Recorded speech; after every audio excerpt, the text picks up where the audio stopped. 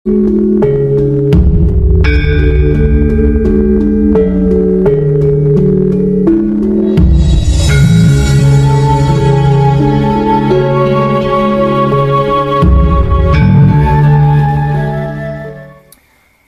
hari ini saya tertarik sama samadhi panjenengan yang menggunakan durasi waktu lumayan lama. Kalau boleh saya tahu dari mana? Dari Bali. Berdua. Anak atau saudara? Teman. Oh, teman. Agak mirip, soalnya agak mirip ya. Agak mirip. Berarti sama ibu siapa? Ayu. Ibu Ayu. Ibu Indri. Suami saya sudah duluan. Ya, sudah kesini duluan. Nama suaminya? Puja. Oh, ya. Berarti Balinya mana, Bu? Denpasar. Oh, Denpasar. Kita bersebelahan. Bersebelahan. Luar biasa. Berarti sudah melakukan pelatihan dari rumah ya. Makanya di sini samadhinya saya suka itu. Semedinya panjenengan berdua itu saya suka sekali. Saya tungguin kok tidak berubah, masih tetap terus. Wah, berarti luar biasa. Karena sudah lelah. Sudah lelah, sudah capek ya. Udah lelah, sudah capek. Ya. Memang seperti itu. Kalau kehidupan seseorang itu sudah capek gitu ya, sudah capek. Spiritualnya juga sudah lelah. Mau apa lagi kan?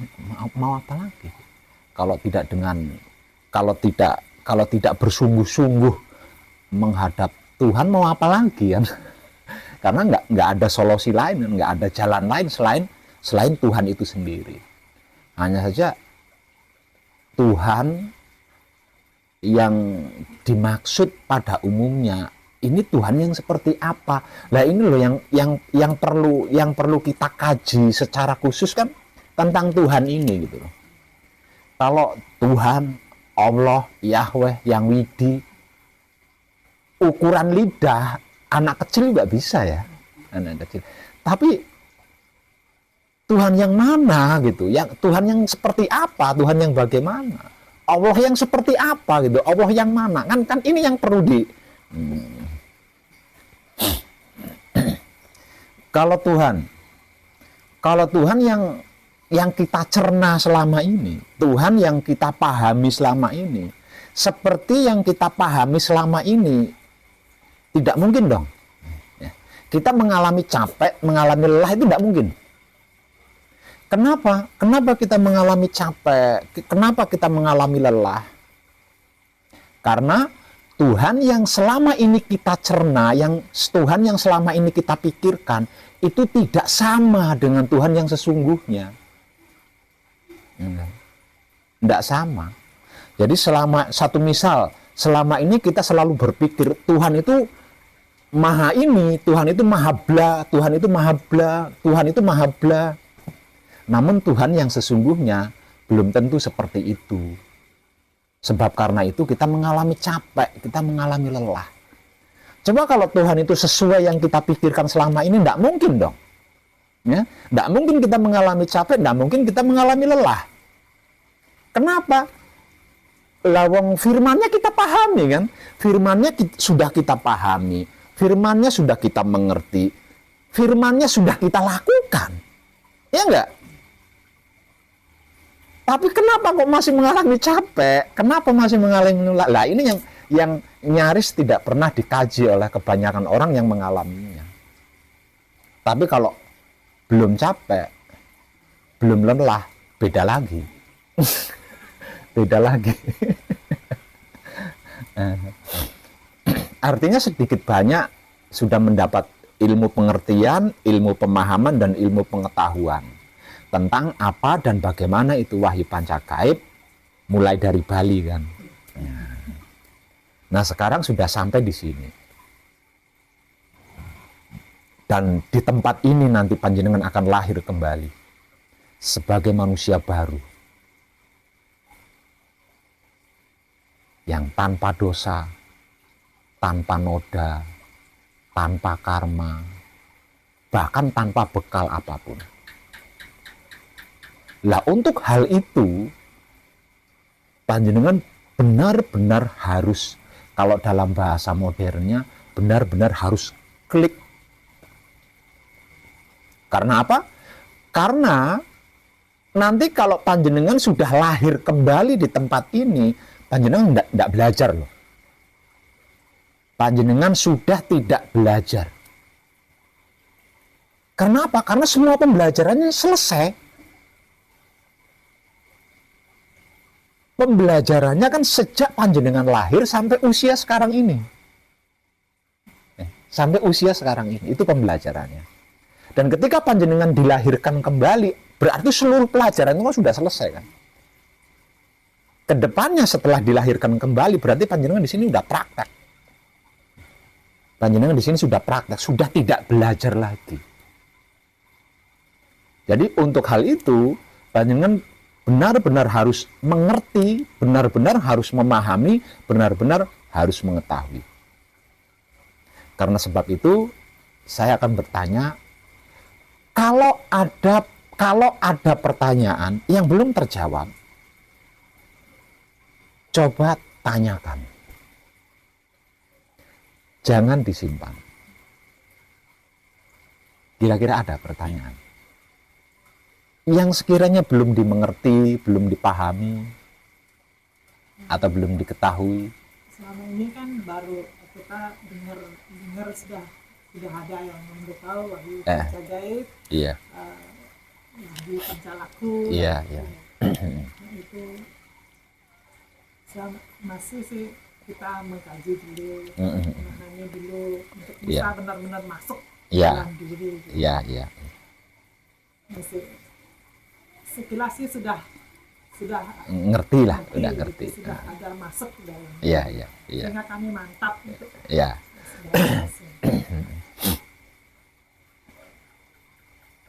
Jadi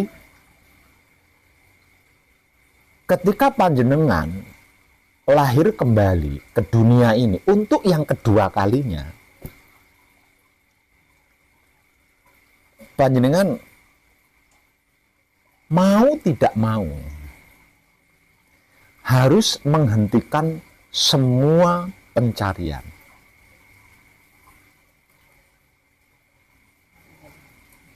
sudah lelah juga. Ya kan? Karena sudah lelah kan?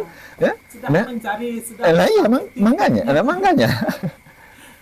Juga harus menghentikan semua pertanyaan. Jadi ini berarti kan ini kan panjenengan belum lahir kan, masih belum lahir untuk yang kedua kali. Artinya panjenengan masih punya kesempatan bertanya gitu. Makanya saya persilahkan. Karena nanti setelah lahir kembali untuk yang kedua kali, semua pertanyaan harus dihentikan, semua pencarian harus dihentikan. Karena apa? Karena jika tidak dihentikan, panjenengan nggak akan ketemu. Sebab yang dicari, yang ditanya ada di dalam diri sendiri gitu. Mencari jawaban dari diri. Itu yang membuat kita ngeklik di situ. Jujur selama ini udah benar-benar. Menurut ini gimana, menurut udah capek. Dan semuanya baik kan? Baik. Ya, semuanya baik. Nggak ada kan nggak ada penyampaian yang tidak baik kan nggak ada. Semuanya kan baik. Tapi hasilnya yang Nah itu kan yang tapi nggak menyelesaikan gitu loh, tidak menyelesaikan. Tidak menyelesaikan masalah. Iya. Kadang-kadang ada nambah masalah. Gitu. Ya untungnya saya sepaham sama suami, kebetulan sepaham, dia melakukan, saya ikut melakukan. Ini nyambung. Sudah merasakan hasil, apalagi yang saya harus tunggu. Iya. Kemarin kita berangkat udah nggak ada perencanaan, berangkat ya, mantap udah, kemudian sampai di sini lancar banget. Iya, bagus. Nah, dimulai dari awal-awal tahun ini, dikarenakan memang sudah waktunya. Memang bukan sudah waktunya, dikarenakan memang ini waktunya. Gitu. Ini waktunya. saya akan membongkar tentang apa dan bagaimana sesungguhnya Tuhan yang selama ini dipolitiki. Sedikit demi sedikit akan saya bongkar. Supaya tidak ada lagi manusia hidup yang bertuhan halusinasi. Benar-benar bertuhan. Satu. Yang kedua, agar supaya tidak ada satupun manusia hidup yang kehidupannya itu ngambang. Sehingga dia tidak bisa menjalankan kehidupannya dengan sungguh-sungguh. Seaslinya sebagai manusia. Nah selama ini kan, selama ini yang membuat manusia tidak bisa mengenal dirinya sendiri, tidak bisa menguasai dirinya sendiri, apalagi menggunakan dirinya sendiri. Itu karena apa? Karena manusia hidup tidak bisa menjalani kehidupannya seaslinya. Satu. Yang kedua, manusia hidup tidak bisa bertuhan kepada Tuhan yang sesungguhnya. Jadi, entah itu tentang diri kita sendiri, ataupun itu tentang Tuhan, yang kita lakukan itu adalah hasil adopsi dari asumsi seseorang yang sudah dimanipulasi. Nah, itu yang menjadikan setiap manusia tidak bisa mengenali dirinya sendiri.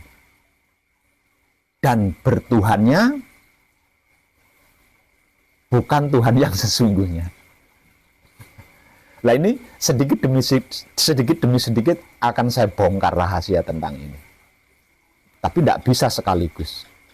Karena kalau sekaligus total saya bongkar, nanti banyak yang shock.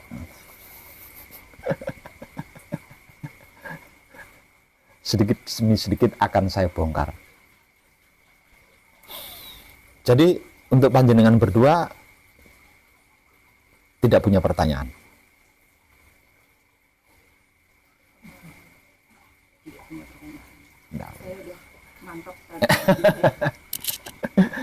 Dan itu kesimpulan yang sangat luar biasa.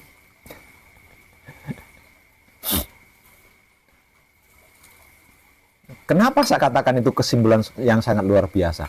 Ketika mbaknya berkata, nggak ada pertanyaan, saya sudah mantap. Kenapa itu saya katakan kesimpulan yang sangat luar biasa?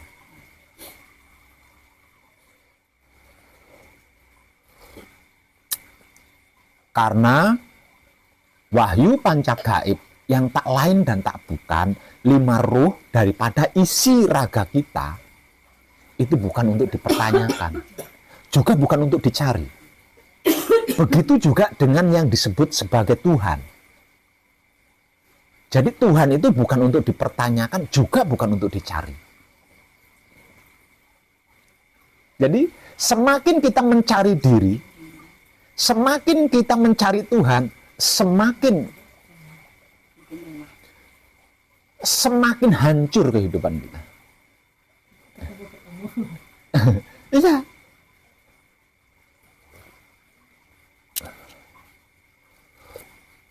Jadi mau tidak mau, kita harus menghentikan semua pencarian. Kita harus menghentikan semua pertanyaan. Lalu langkah apa kalau semua pencarian sudah kita hentikan? Semua pertanyaan sudah kita hentikan. Lalu langkah apa yang harus kita lakukan, Pak Web? Cukup diam ketika bersamadi. Dan nikmati rasanya kelakuan sendiri dengan kesadaran cinta kasih sayang di luar patrap samadi. Lalu perhatikan apa yang terjadi. Nggak usah mencari, nggak usah bertanya. Semakin kita diam ketika bersamadi, semakin jiwa raga kita akan dikuasai oleh hidup kita. Siapa hidup kita itu? Pertanyaannya kan seperti itu. Semakin kita diam, ketika kita bersamadi, semakin jiwa raga kita akan dikuasai oleh hidup kita. Siapa hidup kita itu? Hidup kita itu sesungguhnya tak lain dan tak bukan adalah Ruh Tuhan. Ruhnya Tuhan, datnya Tuhan. Artinya, kalau selama ini kita mencerna bahwa Tuhan itu maha kuasa, hidup kita juga kuasa. Karena apa? Karena hidup kita adalah ruhnya Tuhan, datnya Tuhan. Semakin jiwa raga kita dikuasai oleh hidup kita, dikarenakan hidup kita adalah guru sejatinya kita, sebagai manusia hidup di dunia ini, maka semakin kita akan tercerahkan tanpa mencari, tanpa bertanya. Tapi jangan kaget, semakin kita diam, dikarenakan kita belum lahir untuk yang kedua kalinya, semakin kita diam, semakin kuat ajakan untuk mencari sesuatu. Semakin kuat ajakan untuk mempertanyakan tentang sesuatu. Dan itu hanya akan berhenti ketika kita lahir untuk yang kedua kalinya. Itu akan berhenti. Dan dia akan datang lagi ketika kita mulai mencari lagi. Kita mulai bertanya lagi, dia akan datang lagi.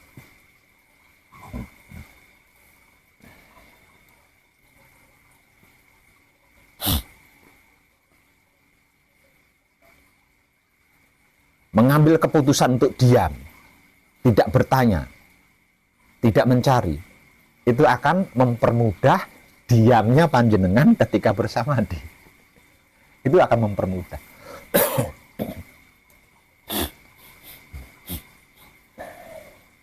Nah, kesimpulannya, kalau pada titik diam, apapun yang kita cari akan kita dapatkan. Apapun yang kita tanyakan juga akan terjawab di titik diam gitu ya. Lalu untuk apa mencari? Untuk apa bertanya? Lawang ketika kita berada di titik diam, apapun yang kita cari loh ketemu. Apapun yang kita pertanyakan loh terjawab. Lalu untuk apa sibuk mencari? Lalu untuk apa sibuk bertanya?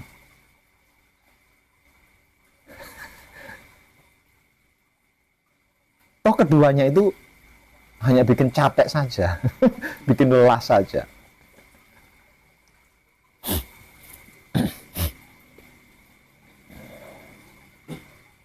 Malam ini sudah di tahapan apa? Patrap Samadhi Nijil Totolengga. Sukses buat panjenengan.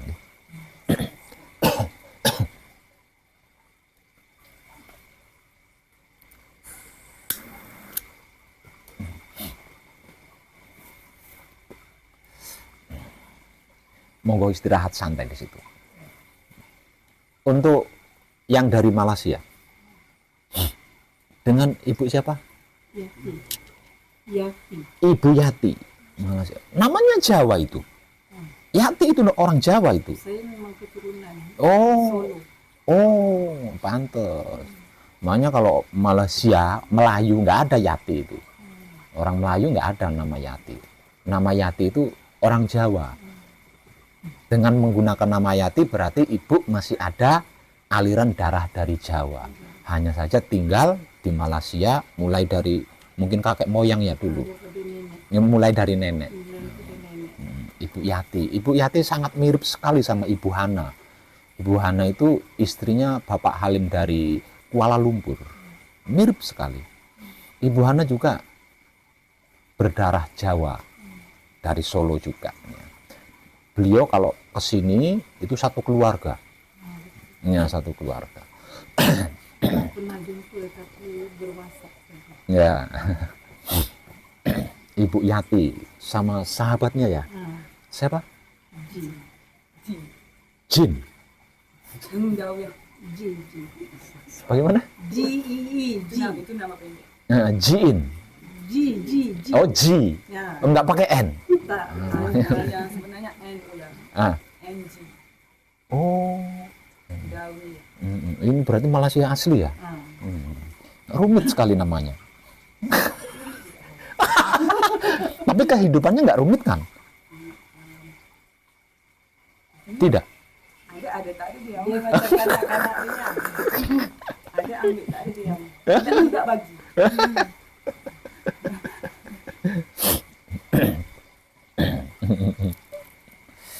Ibu Yati, seorang wanita sampai nekat dari Malaysia. Malaysianya mana? Di Perak. Malaysia Perak. Wah, itu dekat sekali sama Ibu Hana itu. 1 jam lebih. Itu dia, dekat sekali sama Ibu Hana itu. Nanti pas pulang dari sini, coba kadangan sama Ibu Hana ya. Itulah di WhatsApp sampai sekarang.